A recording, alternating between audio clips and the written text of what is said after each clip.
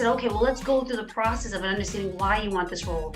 But then after we did our exercises, she realized, wow, this functionalities are not what I was imagining they would be. And so she did have to pivot, she did have to become adaptable, and she ended up landing this job. And whenever I talk to her beyond that, she's always so grateful and happy in where she is today. 1, 2, 3, 4.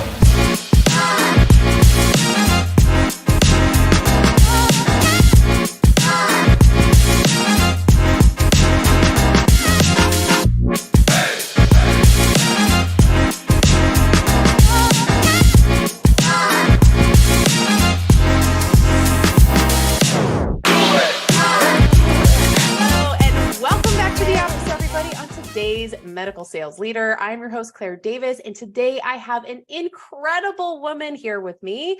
It's Alicia Ramsdell. Alicia, welcome to the show. We're so glad to have you. I'm excited to be here, Claire. Thank you for having me. Awesome. So first, let me brag on you a little bit. Alicia is the founder and CEO of Mindful Career Path. And this is where mindfulness intersects with your career. And previous to this position, she led over a 15-year stint in corporate America and started a life by default in accounting roles, which I know is thrilling for some. We're grateful for people who can jump into accounting like you. But then she led over, she mindfully cultivated a life by design in career development. She's a certified career services provider, a global career development facilitator, and holds a certificate in mindfulness-based stress reduction, which I know we all are probably dying to hear about. And she brings insight around best practices in career development strategies, while also leveraging stress to elevate your life's work. So that is a full package. I am so excited to dive in here with you today. And not just because you just got finished delivering your TEDx talk. So how are you feeling after that amazing accomplishment? I'm on cloud nine right now, living out a dream professionally on a stage in front of a live audience, including family and friends that were there. And then, of course, getting to share that with my community, my network, once it's live in mid-March, and we're recording this in February. So I'm really excited to share that. And it's all about living life in fulfillment, living in career fulfillment. And I intersect a little bit of our personal story with my own family. So it was something I really held true to my heart. And so speaking about it on stage just came naturally.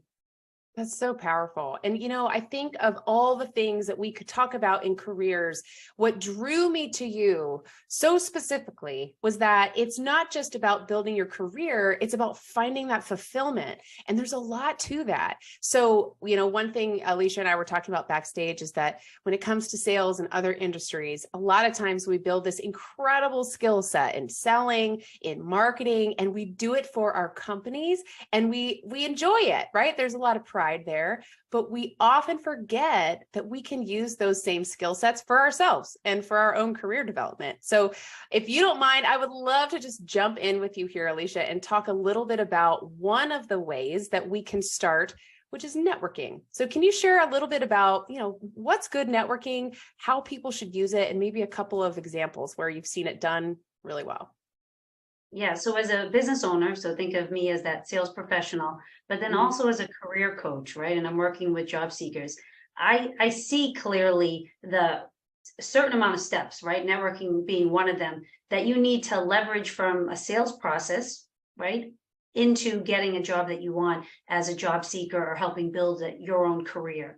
And so what's interesting is anytime I talk about any of these steps, so I think about networking, preparation, communication, adaptability, and problem solving. Anytime I talk about any one of those, they're all interconnected. So if I'm talking about networking, you're going to hear me reference communication skills.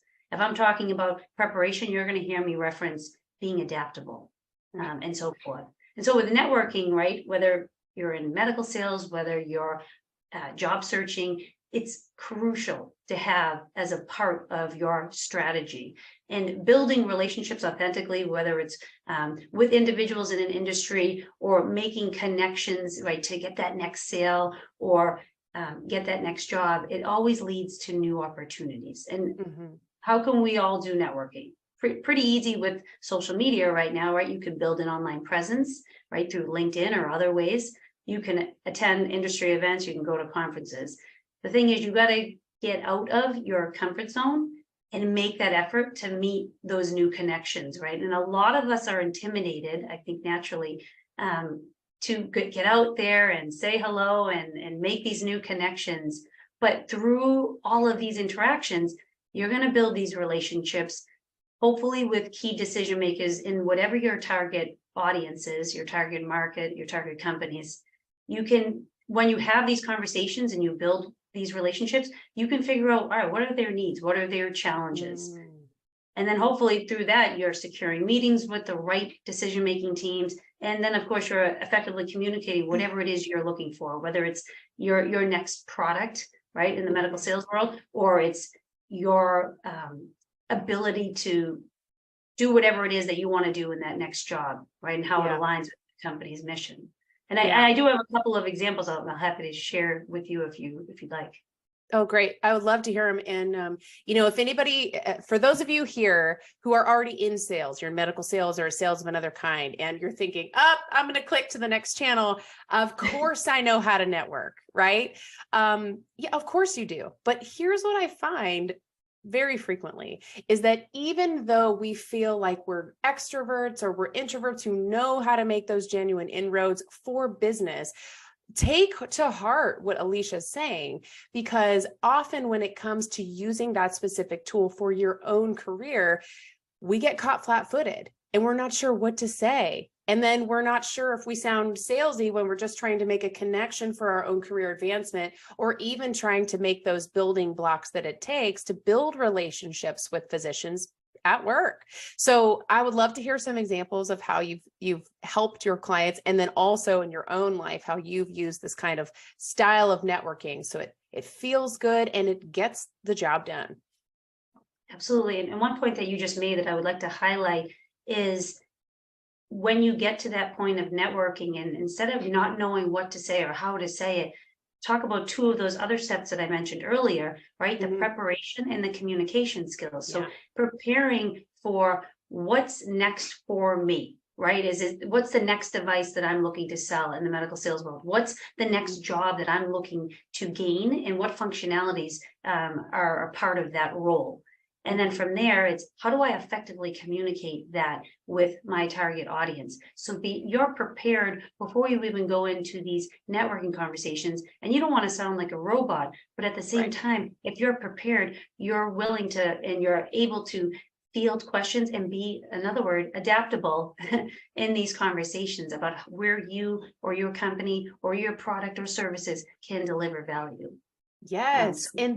And the research I think where people get stuck, and I know I felt stuck back in my career, is that I would prepare, but I would only prepare on one side of the equation. It would be, I know my product, I know the disease states, I know what types of different surgeries I need to be focusing on, and I know how to do my talking points, but I was missing the research that is so critical for the other half, which is knowing my target intimately, knowing what's on their mind, knowing what they're worrying about, and why I even am relevant to helping them in the situation they're in, and what even is the situation. I think that that's such an important nuance that you bring up, because it can feel stifling and it can feel like a roadblock when we only do the practice and the research on our side of the table, and we can miss the opportunity of the relevance, the connection to why we're even having that conversation, what they're thinking about. So do you see that as something that's a different level of research, or just, you've got to have the yin and yang of both sides of the equation? Well, I think you hit the nail on the head, because I think about, again, if you're in medical sales and you're trying to pitch a new device, what are the two inevitables that are going to happen? Number one, that new device is going to be expensive. And number two, you're going to have to talk to the objections, the concern about the costs, the concerns that it's not compatible with the current existing system that they have internally, right? So you really have to understand and do the research ahead of time for those needs that they have, for those challenges that they have. So they might have that need for that new device, that new offering, but what are they going to come up with for objections? What are their challenges going to be? So being able to confront those head on and having prepared that, and that's through networking, getting back to that, through networking is having conversations with people that know, let's say you're trying to pitch this to a new organization, talking within your network to people that have worked at that organization, currently work at that organization, know a lot about that organization to understand, well, what would their objections be? What are their challenges? What are their needs? And then from there, being able to have a more effective communication style and be adaptable to what they come back with in as far as objections go. Can we, do you mind sharing that networking story that you mentioned before? Yeah, so I have two different examples. So one, and again, as a sales professional, here's how I look at it. For me, when I started out my business, I had an imagination that I was going to work with individuals at the beginning, and eventually I was going to get to those corporate partners, right? I actually landed my first corporate partner through a professional relationship that I had built, but I landed it much earlier than I anticipated. So I started the company, and I started my company in 2020. Let's call that January. By May, I had booked my first corporate partner. And the reason I had done this is that through this professional relationship I had with somebody on LinkedIn, they were an executive director at this future first corporate partner. And from there, I was creating content that was relevant to the business needs and the economic environment. Remember, mid-2020, we're talking COVID times. So I was talking a lot about leveraging stress, mindfulness-based stress reduction techniques, and so forth. So in a personal follow-up, right, something as simple as I said, happy birthday to this individual via LinkedIn on a private message. It prompted this natural follow-up for him to say, hey, thanks so much. By the way, I really love the content that you're putting out on social media. I think it's so relevant, and things like mindfulness-based stress reduction techniques could be beneficial to my team. Can we talk about how maybe that we could partner up and bring your expertise into our organization? And that example alone just shows that whether you're a sales professional or you're a job seeker, you can be so successful in your role if you're authentically building relationships and then gaining access to those new opportunities. It's so interesting when you mentioned that it's just that little step you took. Happy birthday. I mean, congrats on the new role, but like it doesn't have to be rocket science or an incredibly in-depth pre-planned message with a couple of talking points. It's just connecting with people on a human level, on a personal level. And I personally find that people would prefer to connect on a personal level than business first.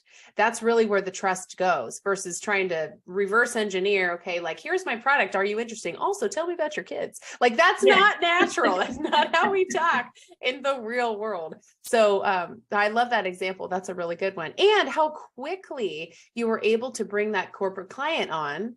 And it was because they saw what you were doing as relevant. So can you talk a little bit about maybe the communication step? Because it's one thing to talk about what we think is relevant to, or what we think we need to share. It's another thing to be considering our customer first and putting things out there that can help other people and by meeting them where they're at. So can you talk a little bit about that communication step? Sure. So whether you're in medical sales or you're job searching, it's going to require those strong communication skills, right? You're always going to have to clearly convey your information, right? Why you want this role or why your product is more effective than others, right?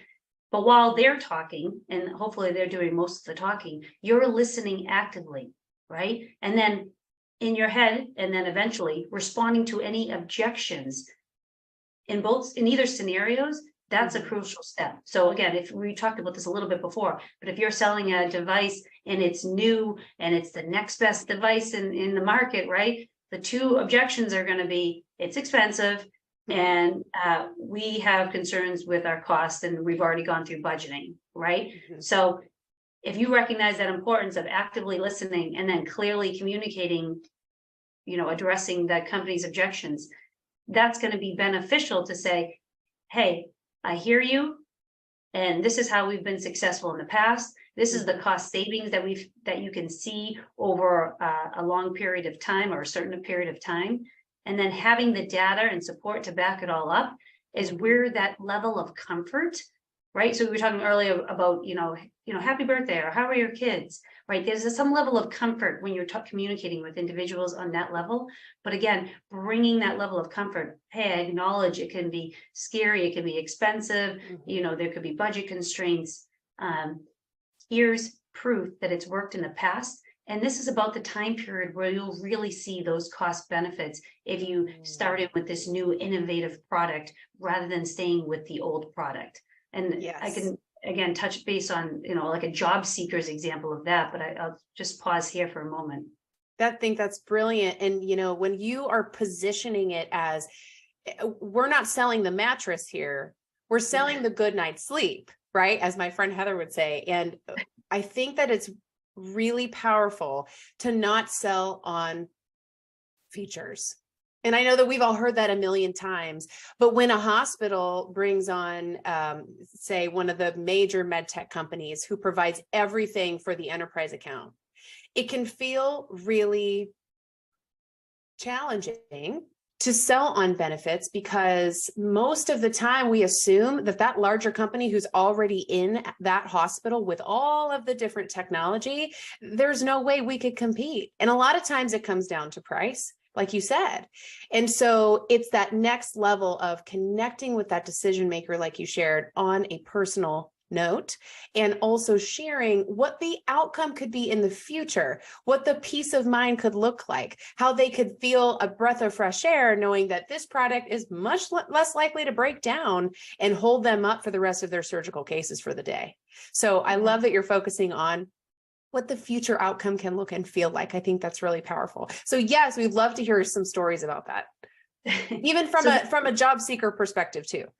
Yes, that's what this next one is about. So I had a client and they were they were interested in transitioning into the pharmaceutical, pharmaceutical industry. And they were coming from another industry, right? They were coming from a higher education. Excuse me. But before working, sorry. It can feel like a dissociated jump. But I always tell my teachers who want to transition into here, the transferable skills that teachers have are powerful. We're talking communication, project planning, dealing with young minds and attitudes sometimes, right? And getting people to be motivated to take on what we want to share with them, which I think are all wonderful skills when it comes to getting into medical sales. I remember when I used to interview, one of the things I would share was, well, I know that you feel like it's very challenging, complex conversations to have with these oncologists.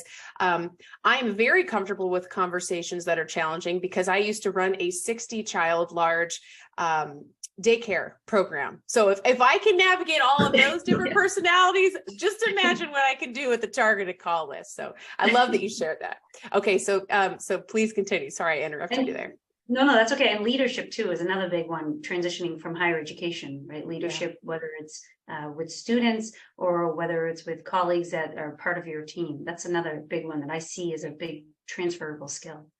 So before working with me, she had told me that she had been applying to jobs and never hearing back, and she had been doing this for over a year. So what we started to do is we started to work together and effectively channel her core career message, right? And what she wanted and where she wanted to go. And that inevitably is going to increase her chances of landing a job, right? So every step of the way, it's communication. So step one, you got to research that position that you want, the company that you want. So she researched her target company, the position she wanted, the functionalities, understood the job description. She also looked for information about who she would be potentially working for or with in that sort of role. So understanding how they were successful, right? And then she was able to, once she understood the functionalities of the job and how her transferable skills aligned, she said, all right, let's craft that tailored resume, tailored cover letter, etc.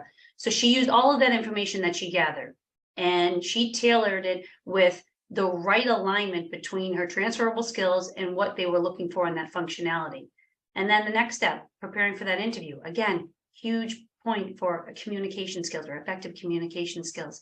So she researched who she would be interviewing with, how they were successful, and how they got from point A to point B. And then also other, as I mentioned before, other people in the organization that were successful, and to say, all right, have I done anything similar? And let me show these examples. And then last, of course, when you're in the interview, actively listening to the interviewer's questions, being able to respond, making your answers concise to the point, and showing examples of how her experiences have demonstrated how her skill sets can then have her not only be successful, but bringing something different than what other people from the pharmaceutical industry could typically bring. And that's really where we went through the process. And from there, luckily, not luckily, she did the work, but it was the first job. I say luckily, because it was the first role that she had applied for when we started working together. And it ended up being her dream role, her dream job, and she ended up getting it. And when we initially started talking, that wasn't the type of role that she was looking for. She kept saying to me, I want this role. And there was a title that she was looking for. And I said, okay, well, let's go through the process of understanding why you want this role. But then after we did our exercises, she realized, wow, this functionalities are not what I was imagining they would be. And so she did have to pivot. She did have to become adaptable. And she ended up landing this job. And whenever I talk to her beyond that, she's always so grateful and happy in where she is today. Oh, that's outstanding. And when you're talking about the way that you got her to recognize where she'd find fulfillment, was it I've heard you talk about this many times before, was it using that grid that you shared where you're finding the things you want to do, things you don't want to do, things you want to delegate, that kind of thing? Absolutely. And that's the 4-quadrant strategy to career fulfillment is actually what my TED Talk is about. And so when people listen to the TED Talk at a later date, they'll really kind of be able to visualize it. But yes, it's really understanding, if you think of a piece of paper, you draw a line down the middle and a line across the middle, you got 4 squares. So that top left, you're writing down, where do I thrive and where have I been successful, right? That bottom left square is, where have I not yet been successful, but want to be? So those are your learning opportunities. And then on the right side, that top right side is, hey, where have you been successful, but don't care to pursue it? So for me, right, I was in accounting, didn't care to pursue it. So I kind of wanted to leave that alone or delegate. And then that bottom right quadrant is, where have you had responsibilities? Maybe you weren't that knowledgeable, but you don't want to pursue that. So then when you're focusing in on where's my next opportunity in my career, you want to look to the left side to say, all right, these are the things that I want to get more involved in from a functionality standpoint. But knowing and understanding the right side is equally as important, because when you view those areas, they're still important to have as a part of your life. Like for me to run a business, I still need to understand accounting and how it all works, and tax rules and regulations, running my business. But I can then choose to delegate if I want, or I could build partnering relationships to make me more successful and as a business owner within my career and so forth. That's so interesting. And do you feel, first of all, that framework is wonderful. The 4-quadrant framework, right? 4-quadrant strategy. Yep. Do you feel like there is a mental block when it comes to that delegation piece? Like we feel responsible for the career that we anticipate or the business that we're running as a whole, and people can be resistant to delegating that piece? Yes, because I think that people invest so much time from, whether it's an early age or not, at some point you make a decision and you say, this is what I'm going to do with my life, right? And then you get so heavily invested in it that you feel guilty if you don't follow through all the way. And I'm drawing a blank on the term, but there is a term for it. It's not imposter syndrome. There's another one. There's I'll have to think about it, but there is another term for it. But it's being so heavily invested something and then saying, I can't leave now, right? And especially if you have a family, let's say, well, if I leave now and I'm leaving job security on the table or whatever it is, you might say, well, then I'm not doing right by my family. I'm not doing right by my community, or I'm not doing right if you're younger and you say, well, my parents help support me going through college. I'm not doing right by my parents. So I think there's a sense of guilt and moving on. And I don't think it's necessarily a feeling that you can't do it. Like you know that you're physically able to do it, but you don't feel right making the move. And that's where I feel like a lot of people stall out. Myself included. I spent 15 plus years in accounting and tax, but I was good at it. You know, I went to school for it. I was able to support my family in ways that I'm not sure I would have been able to do if I was starting out right out of college as an entrepreneur. But I was able to, you know, make a transition when it was right to me. And I'm grateful that I did it, even though it took a long time to get there. Wow. And do you think that there is a fulfillment, a career fulfillment that everyone can achieve? Is this something that, you know, you're really lucky if you find it and you're able to lead your career search this way? Or is this something that's really accessible to everyone? I think it depends. Is it accessible to everyone? Yes. But it also depends on your, excuse me. It also depends on your priorities. So if your priorities are, number one, I got to put food on the table. So I need a job and I need to make the money. I appreciate that. And so that might not look like career fulfillment in the way that career fulfillment looks like to somebody else, loving their job, thriving at their job, excited to get to work every day. Career fulfillment to somebody else might be putting food on their table for their family, might be having weekends and nights free and not worrying about any sort of, you know, management role where they have to, you know, work with people outside of the normal 9 to 5 hours. And that's excellent. So I don't think career fulfillment is the same for everyone, but yes, it's accessible to everybody. And how that looks for every individual is going to be different. Wow. Absolutely. And I think that's really important to remember. You know, when someone comes to me often and they say, I want to break into medical sales, they have an idea of what that looks like and what that fulfillment might feel like. But going back to doing that 4-quadrant exercise and doing that deep level of research that you mentioned, knowing the leadership, knowing what their business focuses and goals are, knowing a ton about the marketplace, I feel like sometimes that naturally brings that sort of alignment together, and you don't have to stretch your imagination of, oh, I imagine it's going to be like this. You can find out, and the actual fulfillment of that role or the actual picture of what that role would really be like will emerge. So I love that there's hope out there. I absolutely am inspired by what you're doing and helping people to find what this is for themselves, because like you say, it's unique for everybody. Fulfillment is unique. It's individual. So if someone wants to find out more about you, find out more about when your TED Talk is dropping, and then also maybe work with you, where would you send them? So I'm on mindfulcareerpath.com. All of my social media links are there as well. You can find out all about my business and why I do what I do every day when I wake up. And of course, I'm on LinkedIn. So Alicia Ramsdell, you'll find me on LinkedIn. And I'm always happy to connect. I'm always happy to make introductions for anybody within my network. Because if I'm not helping people get to their target destination, then I'm not doing what I set out to do when I started this company and 3 or 4 years ago.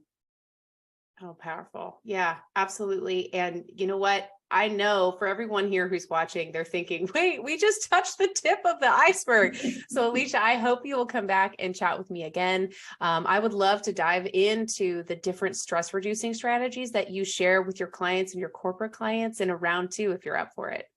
I'm up for it, ready to go. I actually spoke with Virginia Franco on some of the mindfulness-based stress reductions on her podcast not too long ago. So I would love to do an episode with you and touch base on it, because I think stress, of course, is inevitable for all of us, whether we're talking about our careers or our personal lives. But if we can find a way to leverage it rather than trying to run from it, I think we're all better off in the long run. And what happens is that we end up teaching others to do the same. So whether that's our own children, whether that's family members, whether that's friends, community, I think everybody could benefit from that knowledge.